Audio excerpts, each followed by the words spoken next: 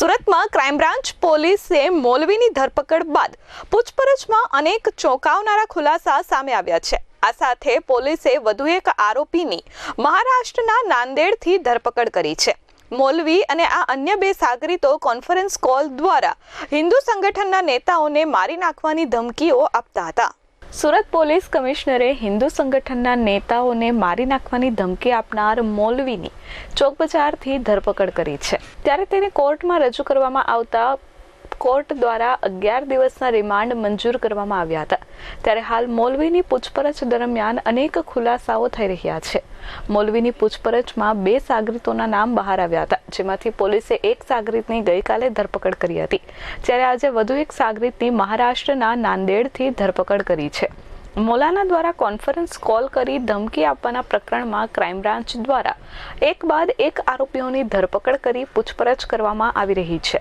હિન્દુ સંગઠનો સાથે અને હિન્દુત્વવાદી વિચારધારા સાથે જોડાયેલા લોકોને ફોન પર ધમકી આપવામાં આવતી હોવાની ઘટના સામે આવી હતી, જેના આધારે NIA સહિતની તપાસ એજન્સીઓએ તપાસ શરૂ કરી છે। ક્રાઇમ બ્રાન્ચે મોહમ્મદ સાબિરને કોર્ટમાં રજૂ કરતા 12 દિવસના રિમાન્ડ મેળવ્યા છે। મૌલાના તેમજ અન્ય કટ્ટરવાદી માનસિકતા ધરાવતા લોકો દ્વારા હિન્દુ સંગઠનોના નેતાઓને ફોન કરીને ધમકી આપવામાં આવતી હતી અને તેમની રેકી પણ કરવામાં આવતી હોવાનો ચોંકાવનારો ખુલાસો થયો છે।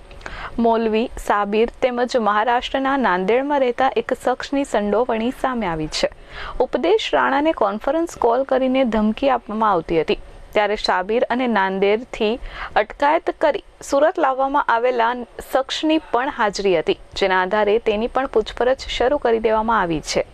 મેના રોજ ક્રાઇમ બ્રાન્ચ સુરતની ટીમ દ્વારા ચોક બજાર વિસ્તારમાંથી એક મૌલવી સોહેલ અબુબકર ટિમોલની ધરપકડ કરવામાં આવી હતી। આ મૌલવી સોહેલની પૂછપરછ દરમિયાન અને એના મોબાઈલમાં ડેટા જોતા સોશિયલ મીડિયા ઉપર ખૂબ જ એક્ટિવ હતો। અલગ અલગ ઇન્ટરનેશનલ નંબરો, વર્ચ્યુઅલ નંબરથી તે પાકિસ્તાન, નેપાળના નંબરો સાથેના ટચમાં હતો। આ નંબરોથી એ સનાતન ધર્મના જે પ્રમુખ છે ઉપદેશ રાણાને મારી નાખવાની, એની રેકી કરવાની, વેપન મેળવવાની નેપાળ અને પાકિસ્તાન અને અન્ય નંબરો સાથે વાતચીત હતી અને એને એના મોબાઈલમાં પૂછપરછ દરમિયાન ઘણી બધી વસ્તુઓ જાહેર થઈ હતી। આ બાબતે ક્રાઇમ બ્રાન્ચમાં ગુનો દાખલ કરવામાં આવ્યો હતો અને ક્રાઇમ બ્રાન્ચના પોલીસ ઇન્સ્પેક્ટર SN પરમાર એક ટીમ સાથે મુઝફ્ફરપુર, જે શહેનાઝ નેપાળનો નંબર યુઝ કરતો હતો, એ ઓરિજિનલી મુઝફ્ફરપુર ને બિહારનો છે અને ત્યાંથી ક્રાઇમ બ્રાન્ચની ટીમે નેપાળ બોર્ડર પાસેથી આની ધરપકડ કરી, ત્યાંથી 3 દિવસના ટ્રાન્ઝિટ રિમાન્ડ મેળવી અને ટીમ અહીંયા લઈ આવી હતી। આજે એને કોર્ટમાં પ્રોડ્યુસ કરી ફર્ધર 12 દિવસના રિમાન્ડ મેળવવામાં આવ્યા છે અને વધુ પૂછપરછ કરવામાં આવશે। આ મૌલવી શહેનાજ જ એને જે ડોગર પાકિસ્તાનનો ડોગર સાથે સંપર્ક કરાવેલો હતો અને ઇન્ટરનેશનલ નંબર મૌલવી સોહેલને આપેલો હતો અને એને વેપન મેળવવા માટેની પણ એની સાથેની વાત હતી। ઉપદેશ રાણાની રેકી કરવાની વાત એની સાથેની હતી અને આમની પૂછપરછ દરમિયાન નાંદેડ મહારાષ્ટ્રમાંથી પણ આજે એક વધુ માણસને પૂછપરછ કરવા માટે અમારી ટીમ દ્વારા લેવામાં આવેલ છે। ક્રાઇમ બ્રાન્ચના DCP BP રોજિયાએ જણાવ્યું હતું કે બિહારથી મોહમ્મદ સાબિરની ધરપકડ કર્યા બાદ આજે તેને કોર્ટમાં રજૂ કરવામાં આવ્યો હતો। નામદાર કોર્ટ દ્વારા 12 દિવસના રિમાન્ડ મંજૂર કરવામાં આવ્યા છે।